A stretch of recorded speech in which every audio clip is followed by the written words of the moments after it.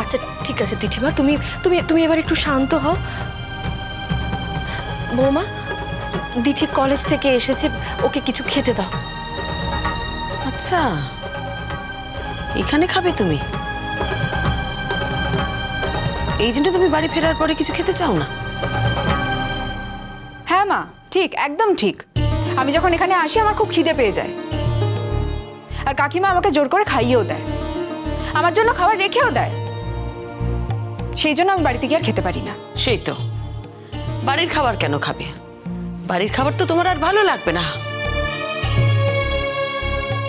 দেখছেন কতটা বাড়াবাড়ি শুরু করেছে? ওকে 1000 বার বারণ করা সত্ত্বেও।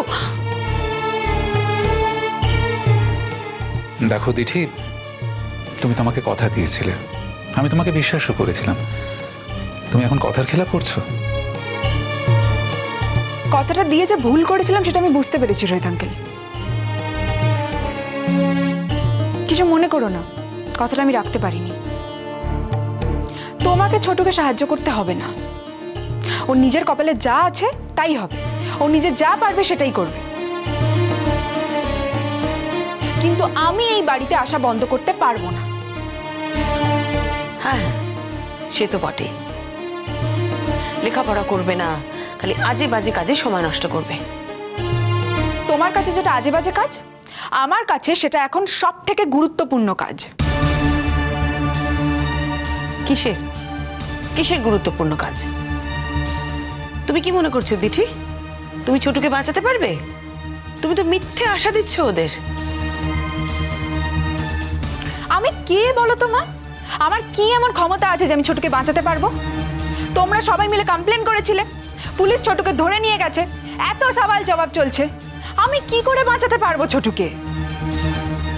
ছোট যা অন্যায় করেছে তার শাস্তিও পাক, কিন্তু ওর বাবা মা কোনো অন্যায় করেন, বরং তারা আমাকে তার বাড়িতে রেখেছিলেন, এত যত্ন করেছিলেন। তাদের সাথে এই বেইমানিটা আমি কিছুতেই করতে পারবো না। ওরা যে কদিন কলকাতায় থাকবেন আমি এখানে রোজ আসবো, তাতে তোমার অসুবিধা হতেই পারে মা, আমার কিচ্ছু করার নেই। রোহিতা, এখানে থাকার আর কোনো মানে হয় না, চলুন। 1 মিনিট শ্রীময়ী। দিঠিমা, তুমি এখন অ্যাডাল্ট হয়েছো, তুমি যেটা ভেবেছো সেটা করেছো, আমাদের কিছু বলার নেই। তবে এটা ভেবে বসো না যে তুমি যেটা ভাবছো সেটাই ঠিক এবং আমরা যেটা ভাবছি সেটা ভুল। দেখো, তোমার মা কিন্তু তোমার খারাপ চান না, আমিও চাই না, ইনফ্যাক্ট এনারা কেউই চান না।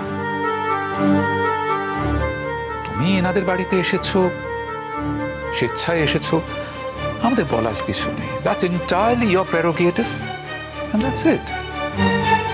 কিন্তু তুমি এখানে এসে এনাদের সামনে তোমার মাকে অপমান করবে, সেটা কিন্তু আমার পক্ষে মেনে নেওয়া কঠিন হবে। তুমি তোমার মায়ের কথা শুনবে না। মায়ের কথা কি শুনবো? মা তো এটাই চাইছে যে আমি ওদের সঙ্গে আর কোনো রকম যোগাযোগ যাতে না রাখি। হ্যাঁ, যদি চেয়ে থাকেন সেটা কিন্তু অন্যায় কিছু চাইছেন না। তুমি তো মাকেই সাপোর্ট করবে, সেটাই স্বাভাবিক। হ্যাঁ, করব। আমাকে সাপোর্ট করছে কারণ আমি ঠিক কথা বলছি তাই। তুমি তোমার পড়াশোনা বাদ দিয়ে ঘন্টার পর ঘন্টা এদের সঙ্গে কাটাচ্ছ, এদের সঙ্গে সময় নষ্ট করছো। প্রত্যেকদিন কলেজ থেকে তুমি দেরি করে বাড়ি ফেরো, আর আমি বাড়িতে টেনশন করে মরি। আমাকে বলে পর্যন্ত তুমি এখানে আসো না। তোমাকে বলে এলে তুমি আসতে দিতে এখানে আমাকে? আর তোমার কথা আমি শুনছি না বলে তুমি কাকু কাকিমাকে নালিশ করতে এসেছো, এরকমটা তো নয়। তুমি বলতে এসছো যাতে ওরা আমাকে আর এই বাড়িতে ঢুকতে না দেয়, তাই তো? কই দেখি কাকু কাকিমা বলুক আমাকে আমার মুখের ওপর যে দিঠি তুমি কাল থেকে আর এখানে এসো না। কি কাকু, বলো আমাকে। তোমরা যদি আমাকে সত্যি এই কথাটা বলো, আমি কাল থেকে এখানে আর আসবো না, সত্যি বলছি। না না দিঠিমা, তোমার মাকে আমি একই কথা বলেছি। দিঠি যদি এ বাড়িতে আসে আমি তাকে আটকাবো না, বারণ করা আমাদের পক্ষে সম্ভব নয়। হ্যাঁ মা, আমিও তাই বলেছি। তোমাকে এই বাড়িতে আসতে না বলা আমাদের পক্ষে সম্ভব নয়। বেশ, তাহলে আপনাদের উত্তর আমরা পেয়েই গেলাম। আপনারা কোনো রকম ভাবে আমাদের সঙ্গে সহযোগিতা করবেন না। এর নাম যদি সহযোগিতা হয় তাহলে মাফ করবেন আন্টি, এই ব্যাপারে আমরা আপনাকে সহযোগিতা করতে পারবো না। কারণ দিঠিকে আমরা কোনোভাবেই এই বাড়িতে আসতে বারণ করতে পারবো না। শুধু এই বাড়িতেই কেন, দিঠি যদি আমাদের মাধবপুরের বাড়িতেও যায় তাহলে ওখানে দিঠিকে আমরা মাথায় তুলে রাখবো।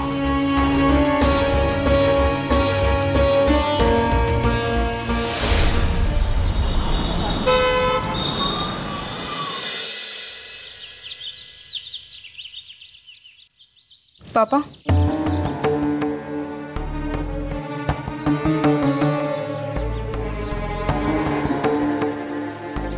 হাই। আমায় ডেকেছিলে? তুই জানিস আমি তোকে কেন ডেকেছি? না, আমি জানি না তুমি আমাকে কেন এইভাবে ডেকেছো। কথা বলছিস কেন আমার সঙ্গে?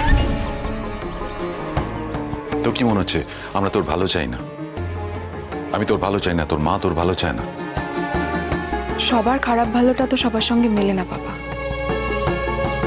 তোমার খারাপের সঙ্গে আমার খারাপটা বা তোমার ভালোর সঙ্গে আমার ভালোটা যে মিলবেই এমন তো কোনো কথা নেই।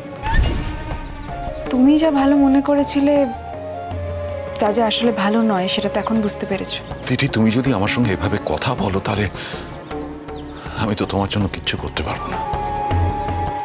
আমার উদাহরণ দিয়ে আমাকে ছোট করার চেষ্টা করছো। আমি কি করব বলো তোমার জন্য? আমি তো জানি আমি একটা ভুল করেছিলাম, আর সেই ভুলটা করেছিলাম বলেই তো আমি তোমাদের সতর্ক করে দিতে চাই যাতে তোমরা সেই ভুলটা না করো। ভুলটা আসলে এমনই মারাত্মক ভুল না, সেটার আর কোনো সংশোধন হয় না বাবা। সেই ভুলটার জন্য আমার মায়ের জীবনটা তছনছ হয়ে গেছে, আমাদের সংসারটা সাফার করেছে, আমাদের ওপর দিয়ে অনেক ডিস্টারবেন্স গেছে। সেটা তুমি ফিল করো নিশ্চয়ই এখন? ফিল করে সেটা আমি বুঝি, তাই আজও লজ্জা পাই, মরমে মরে যায়। আর সেই কারণেই আমি চাই না তোমাদের কোনো ক্ষতি হোক, তোমার কোনো ক্ষতি হোক। কাকে ক্ষতি বলছো বাবা? যা তুমি করছো, যেগুলো তুমি বলছো, তুমি বুঝতে পারছো না? তুমি যে কথাগুলো বলছো সেগুলো ভুল। তুমি তোমার সেন্সে থেকে কথাগুলো বলছো না।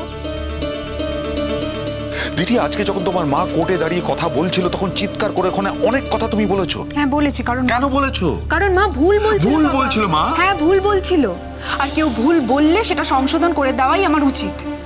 এই কথাটা সত্যি পাপা, কেউ আমার উপর কোনো মানসিক চাপ দেয়নি। আমি যা করেছি সবটা নিজের মন থেকে করেছি। কেন করেছো সেটাই তো আমরা বুঝতে পারছি না। That is the problem. কেন পাপা, কেন বুঝতে পারছো না?